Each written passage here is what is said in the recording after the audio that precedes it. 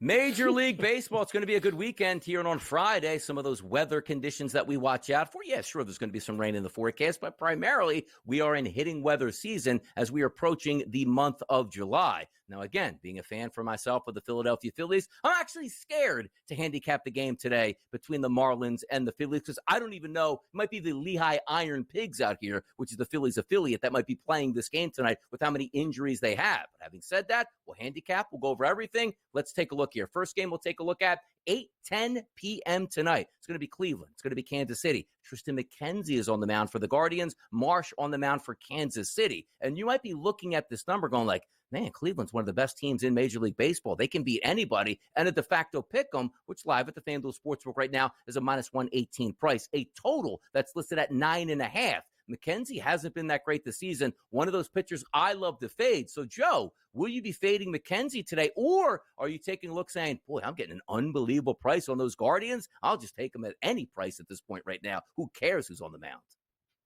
Well, a lot of people did that last night, fading Waka and going with Lively, and that didn't work out all that well, did it? I did not like the spot for the Guardians last night coming out of that series against Baltimore, which was crazy. They burned the bullpen out in each of those games over the weekend against Baltimore. And it ended up the bullpen didn't come into play that much yesterday, but neither did the bats here. I would look towards the Guardians to bounce here, but I think, Donnie, the best way to look at this, because Marsh has been getting lit up too, is give me the over. It's Kauffman Stadium on a hot, humid, 90-degree night there. The ball is going to be flying out, I think. I would look towards a Cleveland Guardians team total over in this one here. Yeah, no, I agree with you at that instance. And also, it does get hot and heavy out there at Kauffman at times. We'll see if that plays into tonight. Two pitchers that certainly are hittable. Let's go to another game, maybe the direct opposite here. T-Mobile up in Seattle, not a place where everybody goes like, hey, man, let me get some runs up there. Why? We just take a look at a game that's 9.5. This game, 7s across the board. That is Minnesota and Seattle. And from a team where the Twins yesterday couldn't get enough of the plate down in the desert, you're going to a different ballpark against a different pitcher here. The favorite in this game opened up overnight for Seattle at the FanDuel Sportsbook at a minus 118 price. That now sits, Joe, at a minus 126. So still comparable numbers. If we're looking at both of these pitchers, Gilbert today comes in with a 3.46 xFIP number over the past 60 days. That's very good. And by the way, Bailey Ober, if you haven't heard his name around a lot, he's been solid here. ERA over the past 60 days, a little bit high, but his xFIP numbers at a 3.79. One of the true pitchers' ballparks in Major League Baseball. Who has the advantage tonight? And also, is this game going to stay under 7 maybe? Yeah, well, I mean, Logan Gilbert on the hill, and you had mentioned it. I don't think he's allowed over a run in the last, 16 innings that he has thrown here. Yeah. And you talked about Ober getting it good. And I'll give you another fun fact in this one here. Do you know the Major League Baseball team that has the lowest strikeout rate since June 1st? It's the Minnesota Twins. So then there's a lot of guys in this Twins lineup that have good career numbers against Logan Gilbert. So I know the easiest, give me Logan Gilbert. Minnesota, they were off yesterday. Bullpen is rested. But this Twins lineup is capable of getting to Logan Gilbert. And if it gets to anything lower, Donnie, what is it, 7 now? Yeah, I would look over. Believe it or not, I would look over here and think maybe we get a few more runs. I think that number's a little too low. And it's so hard, like even in the past, let's go back 10 years before we were putting a ghost runner basically on second base. You look at the 7 and go, okay, if we go to extras, Joe, at 2-2, you should be fine. You go to extras now at 2-2, you're supposed to score a run in each one of your half innings here. That's why, it's 2 ground outs at that point. Move them to third, get them in here. That turns into 3-3, and you already lost your total. So when those totals are so low now with the ghost runner, it gives you those added advantages of that backboard that you have if it does get to extra innings. How about this one? Texas and Baltimore today, 7:05 start from the Charm City, and that'll be at Camden Yards. Scherzer on the mound, who looked decent in his last start, going up against Suarez. The favorite here, take a look at these numbers. Overnight, FanDuel had a minus 154 price on the Baltimore Orioles. That number now, a minus 138 live, and a total of 8.5 across the board. Sooner than later, Texas is going to have to show up. I like what I'm seeing out of Baltimore now after that little bit of a lull. Are we trusting Scherzer on the road at this price point? Scherzer, it reminds me of what we saw with Garrett Cole, right? A guy that has not pitched at all. He's got one start under. We saw Cole do this his second time out, right? Against who? The Baltimore Orioles. What'd they do? They hit 4 home runs off him because he wasn't locating the pitches. Scherzer's the same mold there. Scherzer had one start. This will be his second start off an Orioles lineup that will make him pay for every mistake he throws. Is he any better than Garrett Cole at this point? The answer is no, he's not. So advantage Orioles, but I do think the Rangers will be feisty after getting blown out last night. To me, this is another over, Donnie, and a warm, humid night at Camden Yards. One of these teams is getting 8 or 9 runs here. Take your pick. I think the over is the way to look. All right, want to get fired up on this? A team that loves its overs over the past week and a half to 2 weeks. That's the New York Mets, because Grimace is back in town tonight. It's Houston versus New York, a total that's listed at 8.5. A slight favorite, however, for Blanco and the Houston Astros at a -116 price. Both of these teams actually coming in good form here. Who wins out? Stros, Mets. Yeah, I mean, Quintana on the mound has actually been pretty good as of late, which is kind of scary here. But 15-6 since June 1st is what the Mets are. 15-7 since June 1st is what the Astros are. 2 guys that have had some success. Having said that, yeah, sorry, Grimace. I'm going with Houston in this one here, Don. Bring out the bats here. And by the way, I did appreciate it in that Subway Series where the Mets were handling their business. If anybody saw those highlights, which I'm sure a lot of people did, not actually on the field. The rain was coming down. The fans were enjoying themselves. I even saw one guy, being in that waterfall effect from the second deck, drinking a beer while getting lambasted with a ton of water. But also out there, Grimace in a horrible looking costume, which I kind of respect. Like, if the official Grimace was in the building, that's one thing, but the fans making up Grimace costumes and wearing them to Citi Field, that's tremendous stuff. We'll see if they can beat the Houston Astros tonight, but much, much more baseball to talk about here as we're in hour number 3. Man, our job is to get you ready for tonight. It's a lot of action and a lot of games to go over. Joe and Donnie will have to cover it once again next. Full Major League Baseball slate tonight, and that starts also up in Boston. That's going to be San Diego taking on the Boston Red Sox. Vasquez versus Pivetta. One of the teams, though, Joe, that I've been watching for the past month now, I like the setup on what we have for Boston. This was a team that we didn't anticipate to compete. And when I say that, 500 record or better, maybe so. Making the playoffs, Boston really wasn't presenting themselves that way, and maybe even the worst team in the division in the AL East. I like a lot of their young players, but today, they're the favorites. Pivetta actually opened up overnight, -154 price. We go live right now to FanDuel. It's still a -154 price, bouncing back and forth. A total listed at 9.5. Vasquez can be had, but do you trust Boston now that they're priced around that -150 or higher market range? Listen, the Padres had a very successful homestand, right? 6-1, I think they went. The Red Sox just took 3 of 4, but they've won 8 of their last 10. And it's the way the Red Sox, Donnie, are winning games that is impressive.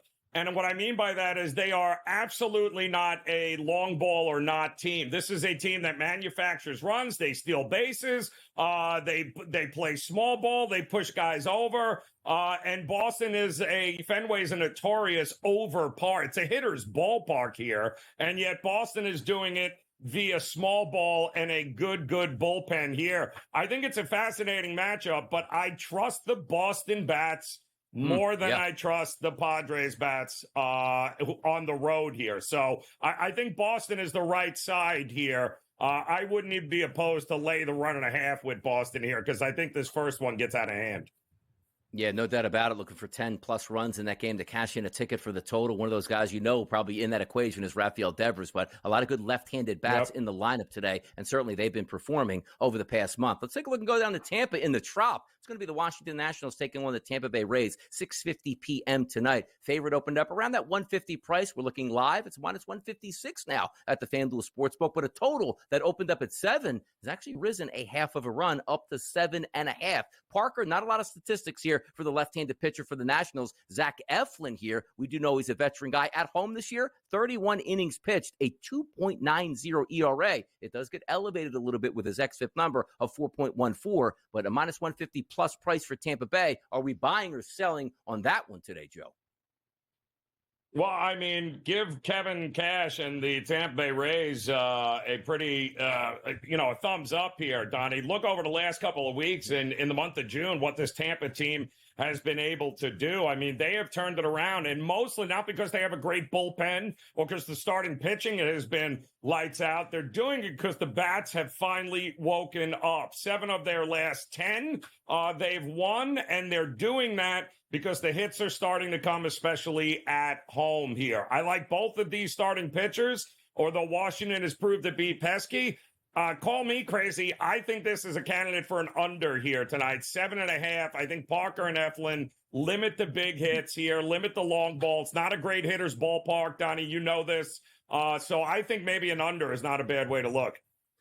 And when the Nationals come to town, boy, those Tampa fans are going to show up to make sure they have that home field advantage taking place. We'll see what those numbers look like. What's going to be higher, 7.5 as a total or 7.5 as a total fans in the building? But let's get over here. New York and Toronto. Can the Yankees start their winning ways? Marcus Stroman's going to be on the mound today. They actually opened up, Joe, did you know, minus 126, excuse me, as a favorite against Toronto. That has now shifted basically almost to a de facto pick 'em as we take a look at live, anywhere between minus 115 to minus 117. A total listed at 8.5. Here's the issue. Marcus Stroman splits on the road. Take a look at this, Joe. 45 and a third innings pitched here. He's got an ERA on the road of 2.18, but his xFIP number is a 5.32. Can we trust Marcus Stroman on the road against Toronto in this game tonight? And quite frankly, can you trust the Yankees at this point? Well, it's not. It's tough because I don't think Stroman has anything to do with this. Can the Yankees score more than 2 runs? That's the bottom line here. Because they've been outscored the last 3, 36 to 5 or something. It's been totally obnoxious here. So if you think the Yankees bat, and Kikuchi has gotten banged around here a little bit, giving up a few runs in his last time out, but honestly, I don't think Stroman is the key to this. It's the Yankees' bats. Having said that, I think Toronto's still the right side here at home. I think they found something last night in that game, and maybe their luck is going to turn around here. Yeah, Yanks are in a bad way right now, and that heavy public support's going to come in. Like, you say Kikuchi, and you're right about that. By the way, Kikuchi started this season for Toronto like he was trying to enter into the Cy Young race. Yep. It's been a little bit rough going. So if there is a chance tonight in a smaller ballpark to get going, maybe it is going to be the Yankees. Did we think we put a bow in that NHL season? We got a lot more hot topics to talk about. Pete Jensen joins us next. Hopefully we get the ice advice in just a matter of moments here, but sometimes we just get some of this stuff and some of these topics that we just got to double down on. And we were talking about the New York Yankees and the Toronto Blue Jays here. High expectations for both of these teams coming into the season. We'll see if the Yankees, who have a very good record right now, can get out of that malaise, and maybe that does start tonight. But the AL East, we knew it was going to be tough. And I talked about the Boston Red Sox just a few short minutes ago, saying, boy, the expectations coming out of camp here were not very good. Once spring training ended, we thought they might be the doormat here, and certainly no chance to make the playoffs, and saying, okay, you're going to rebuild your farm system, but you can't do that with the Boston Red Sox. You have a big market here that you're expected to spend big dollars to counterbalance the Yankees and Toronto on a year-to-year basis, and now the Baltimore Orioles. But let's take a look at the AL East odds right now to win it, and still rightfully so. It's the Yankees at a minus 230 price. You see the Orioles at a plus 165, and then 75 to 1 on the Boston Red Sox. So essentially, it probably is going to come down to a 2-team race. How are we feeling now? Because the thing about baseball, which yesterday, for me, loving the Philadelphia Phillies, I'm not feeling so good about them today. The New York Yankees a week and a half ago, one of the better teams in Major League Baseball, struggling a bit now. Let's start with the Yankees here. What's the feeling on the Yankees for you and how we're looking right around midsummer-ish? Again, blip on the radar at this point in the season to have 50 some odd wins, be up at the top of their, 53 and 31. I think the Yankees are going to be buyers. I think Baltimore are going to be buyers here because both of these teams have had great starts to the season, Donnie, but they both have giant warts that need to be addressed here. So I do think the Yankees, as much as they say they don't want to spend money, I think they will spend some money here when it comes time in order to be able to improve that staff. And that's really, that's the one thing immediately with a trade that they will be able to do and sign a couple of guys that will help that bullpen at the very least. All right, just got the ice advice there from Pete Jensen out there on the West Coast for the NHL, covering the draft from the Sphere. You also had a award ceremony last night, getting the drop on next year's information or who could possibly win the Stanley Cup. Good times had all around, but let's get back to Major League Baseball. A lot more games, which includes a West Coast tilt, 10:15 p.m. tonight. That's going to be the Dodgers and the San Francisco Giants. Knack versus Webb, 7.5 total. That's actually up from overnight here at the FanDuel Sportsbook. That was listed at a 7. De facto pick'em, -110, -106. Dodgers, Giants, rivals. Who gets it done tonight? Joe Ranieri.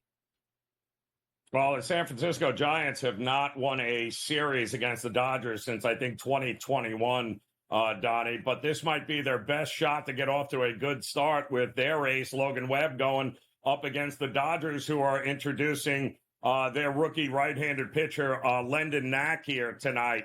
I thought San Francisco played really well over the weekend against the Cubs. They let one get away there last night. But I still think the Dodgers are trying to figure some things out here without life after Mookie Betts. So I do think if they're going to win one, this is the game that you want to back the Giants here tonight in order to get done going up against the rookie pitcher for the Dodgers. Yeah, let's get to this next one, which is a very interesting handicap because this roster is not going to look nearly what it was last night. We're talking about the Philadelphia Phillies. So if we're looking from a Marlins perspective, how about this? The overnight line, let's just say nobody got hurt for the Phillies. Schwarber, Harper, they're all going to be in the lineup today. That was a -310 price at the FanDuel Sportsbook. It's down to -230, which still seems a lot. You see the graphic as it's coming down from that 240 price, a total of 8.5. For a game that Sanchez has been very good on the season. And by the way, a 2.62 ERA over the past 60 days and a 3.18 xFIP, which is tremendous. But how do you approach a game like this knowing that Phillies lineup might look like a AAA lineup tonight and still laying over a 230, 240 price? Well, you can't, right? I mean, that's the bottom line. I mean, that's too much change too quickly here for that team. And give the Marlins credit, right? They are feisty. They're not a very good team, but I don't think Philadelphia thought they'd wake up today, losing last night, and also having a million question marks about who in the heck is going to be in the lineup here tonight. So they are still have the pitching advantage with Sanchez. So if I'm looking at anything, I'm probably looking to back Philadelphia early, maybe in a first 5 here to have a lead heading into the 6th. It's such a good point you bring up because, again, price points are going to change. We understand that. A lot of good players won't be in the lineup for the Philadelphia Phillies, but it's still the Marlins and still on the road at this point. So even that, sharp handicapper is like, you know what? Everybody's probably saying, I can't take the Phillies. I got to take the Marlins at this price. Sometimes, Joe, as we say, we know how this game is going to play out. So at this point now, there's a couple more games on the card, but we like to give the people something to chew on tonight. Yesterday, my RBI prop didn't cash in because my Atlanta Braves didn't score a single run yesterday. Hopefully that changes today. But Joe Ranieri tonight, Major League Baseball landscape, where are we going for a best bet? You have one for the people out here.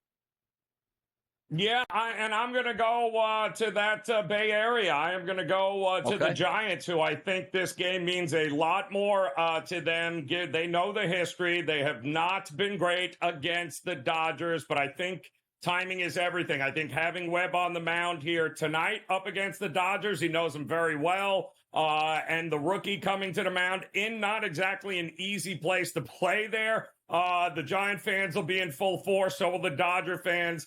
I think the edge at a really good price goes to the Giants in this one.